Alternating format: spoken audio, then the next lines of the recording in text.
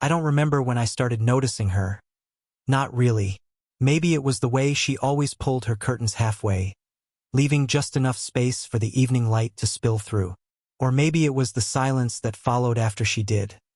Like the whole street held its breath for her. Her name was Elena, and she lived across from me. Mid-40s, maybe, always dressed with that quiet precision that made everything about her seem deliberate. The rolled sleeves, the loose bun, the way she paused before speaking, as if words had to earn their place. I was 26, new in the building, new to everything, honestly. The first time she spoke to me, it wasn't much. "You shouldn't leave your window open at night," she said. Her voice wasn't warning. It was something softer, something that made the back of my neck warm. That night, I left the window open anyway. I'd catch her sometimes, standing by the sink, drying a glass, glancing out her own window. Never for long. Just enough to make me wonder if she knew I was watching. Then one evening the power went out. The entire building dimmed into quiet darkness, and the street outside glowed from the faint orange of passing cars. I heard a knock. 3 soft taps. It was her. She stood there holding 2 candles. "Thought you might not have any," she said. Her face was half lit, half shadow, and in that light, I could see the faintest tremor in her hand before she placed the candles on my table.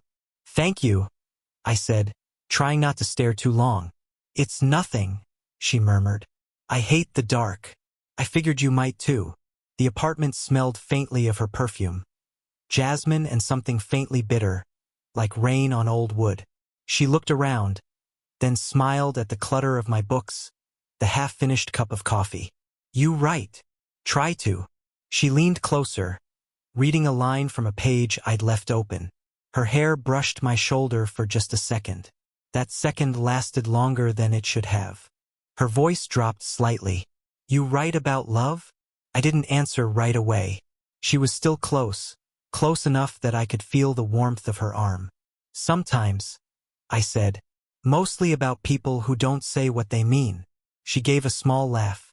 "That sounds familiar." Her fingers tapped the table once, twice, an unconscious rhythm. She didn't move away, not really. The candle flickered between us, throwing her eyes into amber light. "I should get back," she said, though her tone didn't sound sure. "Stay a bit," I said, too quickly. She looked at me then. A long, steady look that didn't need words. Outside, thunder rolled, faint but close. The kind of sound that made people linger where they shouldn't. She walked to the window and pulled the curtain halfway, peering out into the rain. Then she turned to me, one hand still holding the fabric. Her voice was quiet. "You know, Noah." Her lips curved slightly. "This stays between us." I opened my mouth to answer. I don't know what I meant to say. But then there was another sound. A sudden knock from her side of the wall, muffled but sharp. Someone calling her name. Her eyes flicked toward the noise. And in that instant, the flicker of fear, the half-smile, the candle trembling between us. I knew this was the beginning of something neither of us was supposed to touch. The next few days, I told myself it was nothing, just a neighbor being kind. But every time I walked past her door, I slowed down, like my body didn't believe the story my mind was trying to tell. She didn't knock again, not for a while. But I kept noticing things. Her soft humming through the thin wall between our apartments, the sound of her heels in the hallway, the way her laughter drifted faintly when she took a call. It was enough to make silence feel heavier when it came back. Then, one Sunday morning, I saw her outside. She was trimming the small garden below her window, in an old button-down shirt, sleeves rolled high. Her hair was loose, and she had dirt on her fingers, not caring. I offered to help. She hesitated, then handed me the small shovel. "You don't strike me as the gardening type," she said. "I'm not," I replied. "But I'm learning." Her smile was small, but it lingered. We worked in quiet for a while. Her arm brushed mine once, maybe twice. Each time, neither of us said anything, but something in her shoulders tightened, then softened again. After a while, she sat back on her heels and looked at me. "You remind me of someone," she said. "Who?" She looked away, pretending to clean her hands on a towel. My husband used to sit out here like this. Before he left. I didn't ask when that was. The pause said enough. I'm sorry, I murmured. She shook her head, giving that practice smile again. Don't be. People leave. That's what they do. Something in her voice caught, almost invisible, like a hairline crack under glass. I wanted to ask more, to close the space between us, but instead I reached for the shovel she'd dropped. My fingers brushed hers. Her hand stayed there, just long enough for the touch to mean something. The air around us changed, that quiet shift when everything else fades and all that's left is the closeness of two people trying not to cross a line. She was the first to move. You should go write about this, she said softly. Maybe I will, I replied, forcing a half-smile. That night, the curtain between our windows was open again, halfway, like always. Her apartment light glowed gold, warm against the dark. She stood by the window, cup in hand, looking out but not at anything in particular.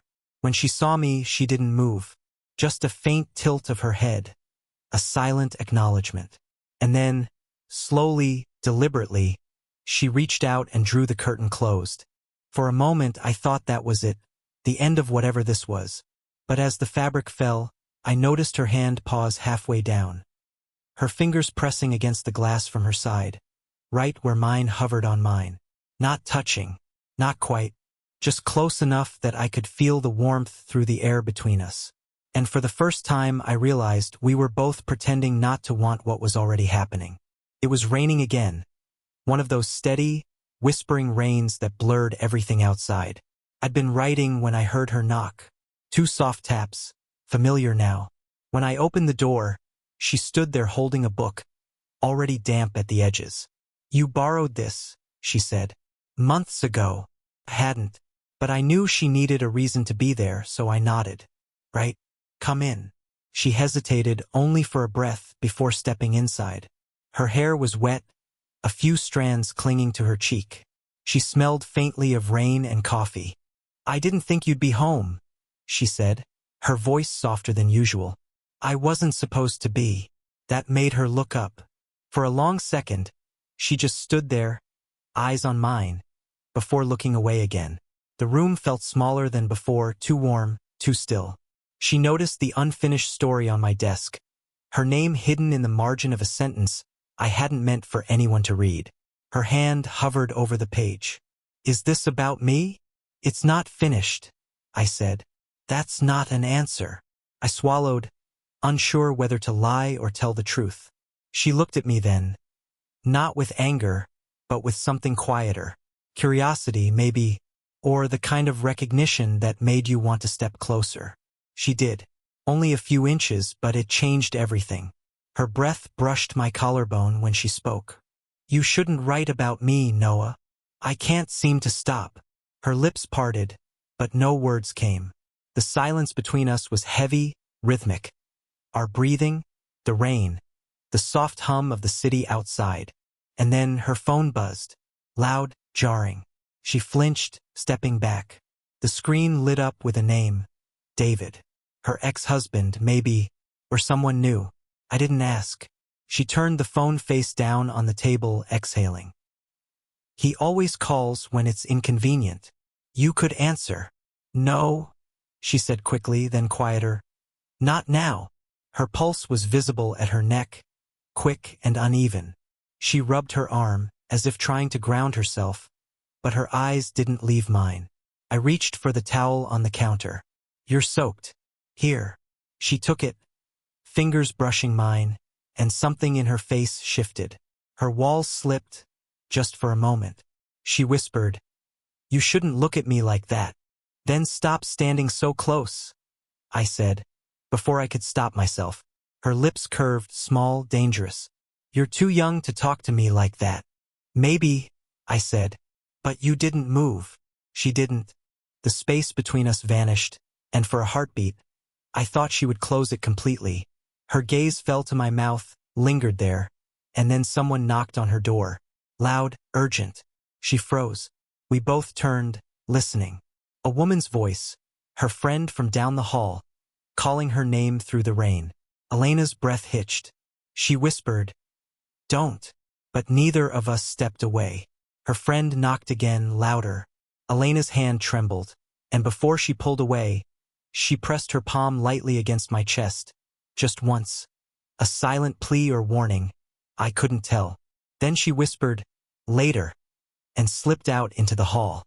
I stood there, heart pounding, listening to her voice fade behind the closed door. And for the first time, I wasn't sure which was stronger, the guilt or the wanting. 3 days. That's how long she avoided me. No knocks, no glances from the window, no trace of her voice through the thin wall we shared. The silence felt deliberate, like a punishment neither of us had agreed to but both understood. On the 4th evening, I heard her door click open. I didn't mean to go out, but my body moved before thought could catch it. She was standing by the stairwell, hair loose, no makeup, holding a small trash bag. Something in her stillness told me she'd expected me to step out. "Elena," I said quietly. She turned, her voice barely a breath. "You shouldn't say my name like that." "Like what?" "Like you've been waiting to." The words hit harder than I expected. I took a slow step closer. "You've been avoiding me." She smiled, tired, guarded. "It's safer." "For who?" "For both of us." The hall light flickered, casting her face in brief flashes of gold and shadow. She looked older in that light, not in years but in weight. The kind people carry in silence. I moved closer, until I could see the small line at the corner of her mouth, the faint tremor in her hand as she pretended to adjust the strap of her bag. "You don't have to pretend," I said. Her eyes flicked up, sharp. "Pretend what?" "That you don't think about it." "About me." She exhaled, a sound somewhere between a sigh and a laugh. "You don't know what you're asking for, Noah." "Then tell me." She shook her head, eyes glistening faintly. "You're young. You'll move on. I can't be—" I didn't let her finish. I stepped forward, gently taking the bag from her hand and setting it aside. My fingers brushed hers, cold from the evening air, and she didn't pull away. Her breath caught when I lifted a stray lock of hair from her cheek. It was damp from the mist outside, soft against my knuckles. She whispered, "You shouldn't." "I know." My voice was close to her ear now, low enough that I could feel the warmth of her skin as I spoke. "But I can't stop." She closed her eyes. "This isn't fair." "No," I said. "It's real." Her hand rose, hesitant, trembling, and rested against my chest, right over the rhythm that had been betraying me all along. For a long, suspended moment, the hallway disappeared. Just her breath, my heartbeat, the faint hum of the building. Her lips parted, half an inch, maybe less, and the world tilted toward that single point between us. Then a sudden sound, the metallic clatter of keys. Someone coming up the stairs. She froze, eyes wide, fingers still against me. We both turned, a shadow appearing below, footsteps growing louder. Her voice was barely audible. "Go, Elena, now." I stepped back, every muscle screaming not to. She pressed the back of her hand to her lips, whispering something I couldn't hear. And as I reached my door, she looked at me once more, raw and unguarded, and said just one line, "This can't keep happening." But her eyes said otherwise. And before the footsteps reached us, she slipped inside her apartment, leaving the air thick with what almost was. The next morning, the air between our apartments felt different, charged, almost humming. I hadn't seen her since that night in the hall, but something in me knew the silence wouldn't last. When the knock came, it wasn't hers. It was her friend, the same woman who'd interrupted us before. She stood there, polite smile, holding a stack of envelopes. "Elena asked me to give you these. She said you might have her mail by mistake." I took them, thanked her, and waited until she disappeared down the stairs. There were 3 envelopes, 2 bills and 1 handwritten letter with my name on it. Her handwriting. Inside was just a single line, "Please don't come by tonight." No reason, no explanation. That evening I couldn't write, couldn't eat. The words repeated themselves in my head until finally, I found myself at her door anyway. When she opened it, she didn't look surprised, just tired, as if she'd been waiting for me to break the rule she'd set. "You shouldn't be here," she said. "I got your note." "Then you know why." I shook my head. "No, I don't." She turned away, crossing the small living room. "Someone saw us," she said quietly. "In the hallway. My friend told me this morning." She said the building talks. I felt something drop inside me, not fear, exactly, but the sting of exposure. "So what?" "We didn't." "We almost did," she cut in. "And that's enough." Her voice was trembling now, though she tried to hide it. I stepped closer. "You care what they think?" "No," she said too fast, then softer. "Yes, I don't know." The candle on her table flickered, casting soft shadows on the walls. I could see the pulse at her throat, quick and uneven. I said her name, and she looked at me like she wished I hadn't. "I told myself I wouldn't do this again," she whispered. "Again." She hesitated. "There was someone. Years ago. Younger. I thought it was real, until it wasn't." I stood there, letting that sink in. The confession twisted something inside me. Part jealousy, part understanding. "I'm not him," I said quietly. She gave a faint, broken smile. "That's what I'm afraid of." I didn't know what she meant, until she stepped closer, her voice almost shaking. "Because you're worse. You make me forget what I'm protecting." The air between us tightened. My hand lifted on instinct, brushing her sleeve, then her arm, tracing the space just above her skin. She didn't move. Her eyes shimmered, full of something I couldn't name. "Noah," she whispered. "You need to stop." "I've tried." She exhaled shakily, pressing her hand against my chest. Not to push me away, but to keep herself from falling forward. The silence broke only when she said, almost to herself, "If anyone finds out." "They won't," I said. Her gaze rose, trembling but fierce. "Then promise me one thing." "What?" She stepped closer until her breath brushed my neck. "That you'll be the one to stop this before I can't." And before I could answer, she turned away, leaving the words and her perfume hanging in the air, like smoke that refused to fade. It had been a week since that night. 7 days of quiet that didn't feel peaceful, only stretched thin, like a string pulled too tight. Then, late one evening, a soft knock. When I opened the door, she was there, pale from the hallway light, wearing the same long gray sweater she always wore when she didn't want to be noticed. "We need to talk," she said.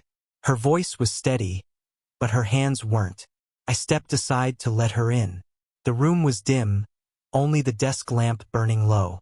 She walked straight to the window, the same one that looked across to hers, and stood there for a moment before speaking. "I told myself I wouldn't come here again. And yet—" "Don't," she whispered, turning to face me. "Don't make this harder." Her eyes were red around the edges, like she hadn't slept. I wanted to say something soft, something to make it easier, but the silence between us was louder than words. She took a slow breath. "Do you know what it's like to want something that makes you ashamed?" I didn't answer. I just stepped closer, until the space between us felt alive. "I don't want to be someone's mistake, Noah," she said, her voice breaking halfway through. I shook my head. "You never were." Her laugh came small, trembling. "You don't get to decide that." I reached out, just barely, and brushed my fingers against her sleeve. "Then let me decide this," I said quietly. She froze, eyes flicking from my hand to my face. "You shouldn't." "Neither should you," I murmured. For a moment, neither of us moved. The air felt thick enough to touch, all the words we hadn't said pressing against the space between us. Then she stepped forward. One step, then another. Her hand came up, slow and uncertain, resting against the side of my neck. "This isn't the life I planned for myself," she whispered. "Maybe it's the one that finds you anyway." Her breath hitched soft, fragile. I could feel it against my skin. Our foreheads touched, just barely. No kiss, no rush, just the weight of everything we'd been circling around for weeks. She closed her eyes. "If we do this, everything changes." I know. Her thumb brushed my jaw, trembling. You'll hate me for it someday. Then I'll wait until that day, I said. But not tonight. The quiet stretched again, and this time she didn't step back. She leaned in, close enough for the world to disappear, until there was only the sound of rain against the window and the uneven rhythm of two people who had finally stopped pretending. Then she whispered. Not a question, not an apology. Just 3 quiet words that felt like surrender. This stays between us. And as her voice faded, I realized she wasn't talking about secrecy anymore. She meant the moment, this fragile, human, irreversible moment that neither of us would ever be able to return from. Morning came quietly, as if the world was afraid to disturb what had happened the night before. The rain had stopped. The air was soft and still, carrying that faint, clean scent that follows a storm. I woke up to the sound of movement from her apartment. Drawers opening, the shuffle of footsteps. For a moment, panic brushed me. Maybe she was packing, running from the thing we finally stopped pretending we didn't want. Then came a knock. Not soft this time, deliberate. When I opened the door, she was there, coffee in one hand, the same gray sweater draped over her shoulders. Her hair was loose again, her eyes tired but lighter somehow. Peace offering, she said, holding out the mug. I smiled, unsure. Are we making peace now? Trying to.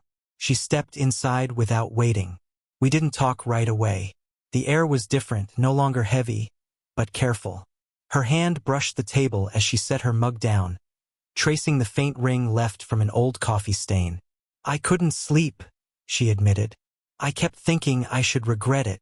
And she met my eyes, her lips curving slightly. I don't.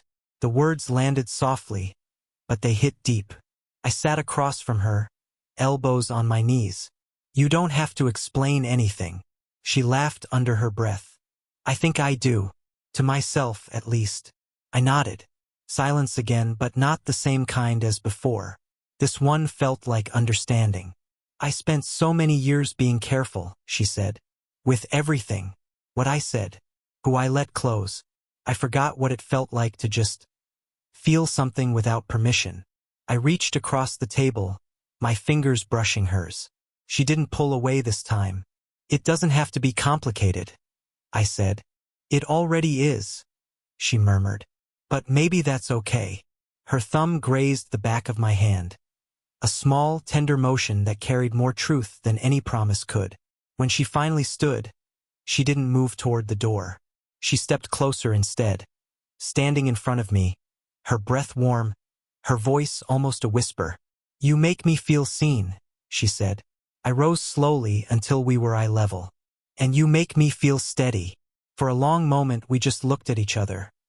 Not searching, not doubting, just knowing.